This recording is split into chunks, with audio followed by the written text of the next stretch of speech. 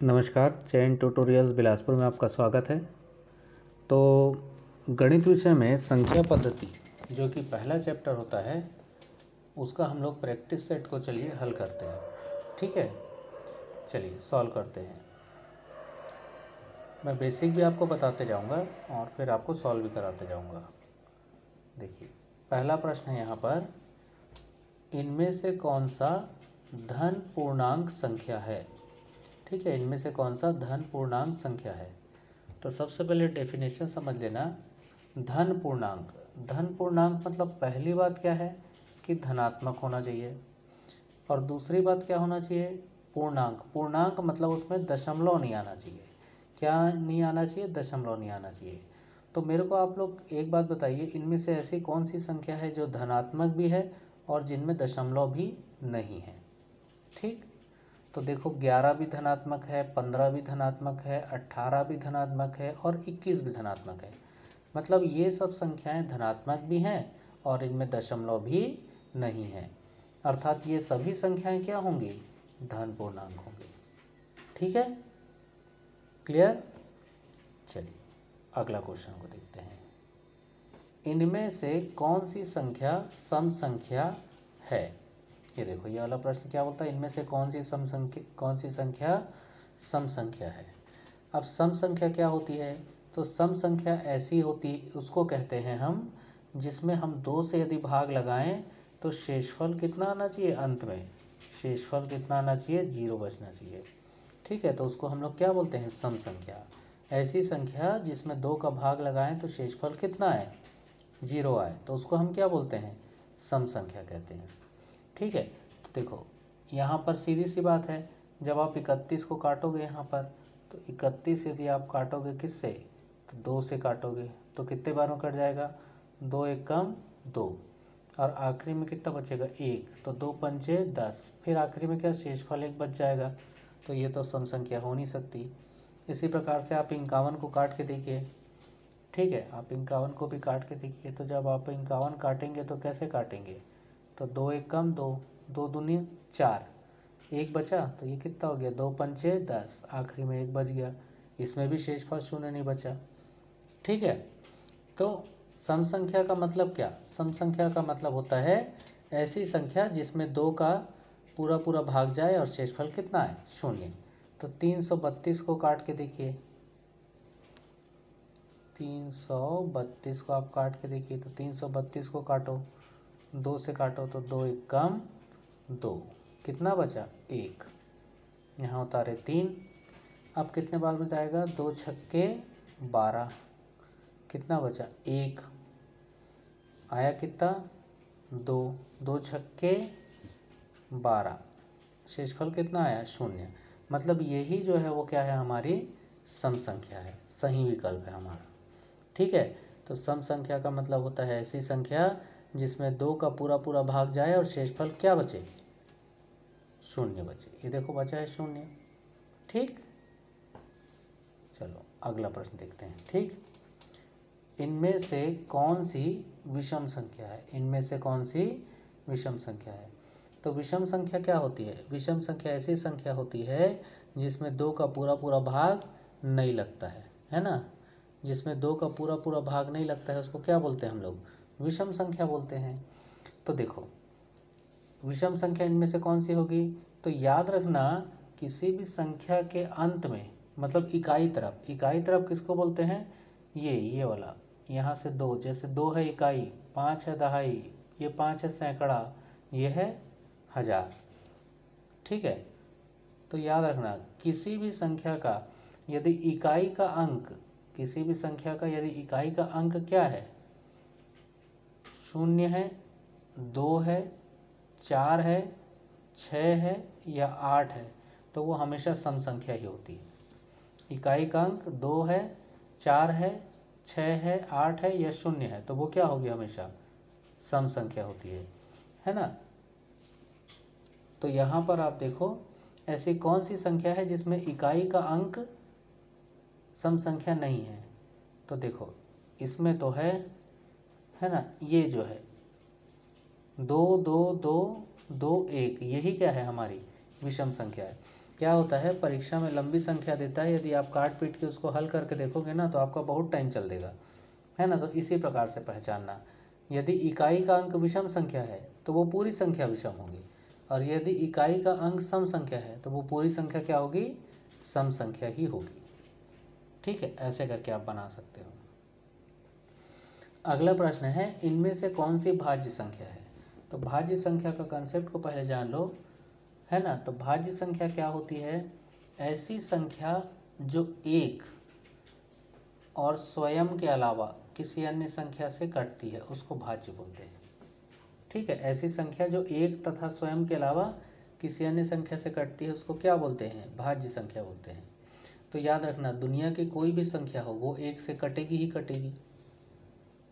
दुनिया की कोई भी संख्या हो वो अपने आप से भी कटेगी ही कटेगी, लेकिन यदि उसके अलावा किसी संख्या से कट रही है तो वो क्या होगी, भाज्य होगी, नहीं तो अभाज्य होगी। ठीक, तो आप अब दो को देखो, दो किससे कटता है, तो दो कटता है एक से, भाई वो तो कटेगा ही कटेगा, दो अपने आप से भी कटेगा, कटेगा ही कटेगा, लेकिन इसके अलावा किसी और संख्या से कट रहा है क्या, तो नहीं कट रहा है, मतलब दो क्या है, भाज्य नहीं है।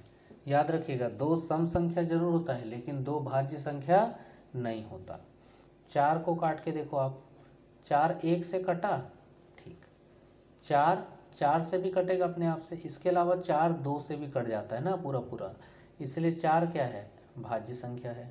ठीक, 13 को काटो, तो 13 किससे कटेगा, एक से तो कटेगा ही कटेगा, फिर 13 अपने आप से भी कटेगा, लेकिन उसके अलावा क्या 13 किसी चीज़ से कटेगा क्या, नहीं, नहीं कट रहा है।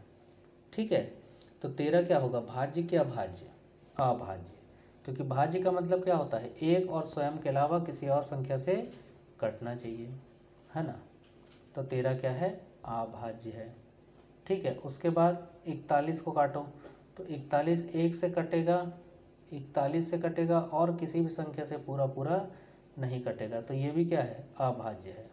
केवल 4 यहाँ पर ऐसा है जो एक और 4 के अलावा दो से भी पूरा पूरा कट रहा है, तो ये ही क्या होगा, भाज्य होगा। ठीक, फिर आगे बढ़ते हैं, इनमें से कौन सी अभाज्य संख्या है। तो मैंने पहले ही बताया, ऐसी संख्या जो एक और स्वयं के अलावा किसी अन्य संख्या से नहीं कटे वो क्या है, अभाज्य है। जो एक तथा स्वयं के अलावा किसी अन्य से नहीं कटे वो अभाज्य है, और यदि कट जाए तो भाज्य है। तो देखो यहाँ पर क्या है, दो किससे कटेगा, दो एक से कटेगा, दो अपने आप से भी कटेगा, लेकिन दो किसी अन्य संख्या से कट रहा है क्या, देखो नहीं, तो ये क्या है, अभाज्य है। चलो 7 को काट लो, एक से कटेगा, 7 से कटेगा, किसी और से कटा, नहीं कटा, ये भी क्या है, अभाज्य है। 5 को काट लो, एक से कटा, 5 से कटा, किसी अन्य संख्या से कटा क्या, नहीं, 5 भी क्या है, अभाज्य है। 61 को काटो, एक से कटा, स्वयं से कटा, किसी अन्य संख्या से कटा क्या, नहीं कटा, ये भी अभाज्य है। इसका मतलब है यहाँ दी गई सभी संख्याएं क्या हैं, अभाज्य संख्याएं। ठीक, अगला क्वेश्चन देखते हैं। अब इसको आप लोग बना के देखना, है ना, एक मैं बता दिया हूँ। इसके बाद आता है परिमेय संख्या। तो परिमेय संख्या का मतलब क्या होता है समझना, परिमेय संख्या का मतलब होता है ऐसी संख्या जिसे p/q के रूप में हम लिख सकते हैं। मतलब सीधा सा बात है, p/q मतलब अंश और हर के रूप में ना, ऐसा कुछ कॉम्प्लिकेशन नहीं है, कई जगह a/b भी बोल देता है उसको। तो p/q मतलब जिसको हम लोग अंश और हर के रूप में लिख सकें तो वो परिमेय संख्या होती है, पहला नियम ये। दूसरा ये p और q दोनों पूर्णांक होने चाहिए, क्या होने चाहिए, पूर्णांक, मतलब इसमें दशमलव नहीं होना चाहिए। तीसरी बात, इसमें q का मान कभी भी 0 नहीं होना चाहिए। ठीक है, तो चलो अब देखते हैं ना कैसे निकालेंगे। तो 5 को आप लोग कैसे लिख सकते हो, बोले सर 5 तो p/q के रूप में नहीं है, लेकिन आप 5 को 5/1 लिख सकते हो कि नहीं लिख सकते हो, बिल्कुल लिख सकते हैं, 5/1, है ना। तो 5/1, तो ये देखो आ गया p और q के रूप में। ठीक है, अच्छा q का मान, दोनों पूर्णांक है कि नहीं, दशमलव है दोनों में, हाँ दोनों में दशमलव नहीं है, मतलब दोनों पूर्णांक भी है। अच्छा q बराबर 0 थोड़ी है, नहीं q बराबर 0 भी नहीं है, मतलब ये क्या होगा, ये पूर्णांक, ये सॉरी ये परिमेय है। 25 को क्या लिख सकते हो, 25/1 लिख सकते हो आप। 25 को क्या लिख सकते हो, 25/1। अब जब आप 25 को 25/1 लिखोगे तो यहाँ पर देखो 25 और 1 दोनों पूर्णांक है क्या, बिल्कुल 25 और 1 पूर्णांक है दोनों। p/q के रूप में है क्या, बिल्कुल p/q के रूप में है। ये p है और ये q है। अच्छा, इसमें q बराबर 0 तो नहीं है नीचे वाला, तो q बराबर 0 भी नहीं है, मतलब ये क्या है, ये भी परिमेय संख्या है। ठीक है, फिर इसके बाद इसको लिखते हैं अपन, किसको, इसको करते हैं 50 को देखते हैं। 50 भी ऊपर का तो दोनों परिमेय निकल गया। अब 50 को देखते हैं, तो 50 को कैसे लिख सकते हैं अपन, तो 50 को अपन लिख सकते हैं क्या, 50/1। ठीक है, तो p/q हो गया, ऊपर वाला p नीचे वाला q। अच्छा, दोनों पूर्णांक है, दशमलव दशमलव थोड़ी है, तो नहीं है दशमलव। ठीक, अच्छा q बराबर 0 थोड़ी है, तो 0 नहीं है, q बराबर तो 1 है, मतलब ये भी कंडीशन को फॉलो कर रहा है। तो ये भी कैसा संख्या होगा, परिमेय। 71 को क्या लिख सकते हो आप, 71/1, 71/1 क्या लिखे, 71/1। अब p/q के रूप में है, ठीक, p/q के रूप में भी है। p और q दोनों पूर्णांक है, दशमलव दशमलव थोड़ी आया, तो दशमलव दशमलव नहीं आया। ठीक है, अच्छा उसके बाद बताओ कि क्या q बराबर 0 है क्या, तो q बराबर 0 भी नहीं है। ठीक है, चलिए, तो इसका मतलब ये भी परिमेय है, इसका मतलब यहाँ दी गई सभी संख्याएं क्या हैं, परिमेय संख्या हैं। ठीक, आई बात समझ में, तो ये होता है परिमेय संख्या। ये पहला वीडियो है ऐसा गणित का, मैं बना के डेमो के रूप में डाल रहा हूँ, देखता हूँ आप लोग का कैसा रिस्पॉन्स आता है। तो अगर अच्छा लग रहा है तो इसको आप लोग लाइक कर दीजिएगा और कमेंट कर दीजिएगा थोड़ा बहुत, है ना, जिससे कि मुझे पता चल जाए कि भाई ये समझ में आ रहा है। तो इस मेथड से मैं और वीडियो बना बना के डाल दूंगा। गणित के प्रैक्टिस सेट ये देखिए ये पूरा है ना, टाइप 2, टाइप 3, टाइप 4, ऐसा में क्या है, हर प्रैक्टिस सेट का 2-2, 3-3 क्वेश्चन आपसे करा दूंगा, है ना, और फिर आगे का क्वेश्चन आप लोग कर लीजिएगा, तो आप लोग की परीक्षा की तैयारी हो जाएगी। ठीक है, तो अगर अच्छा लगा हो तो लाइक और कमेंट करिएगा और अपने दोस्तों को भी शेयर करिएगा, जिससे मुझे पता चलेगा। अच्छा लग रहा है तो मैं और बना बना के डाल दूंगा आप लोग की मदद के लिए। ठीक है, चलिए, तो फिर आपसे मैं मिलूँगा नेक्स्ट वीडियो में, तब तक के लिए धन्यवाद।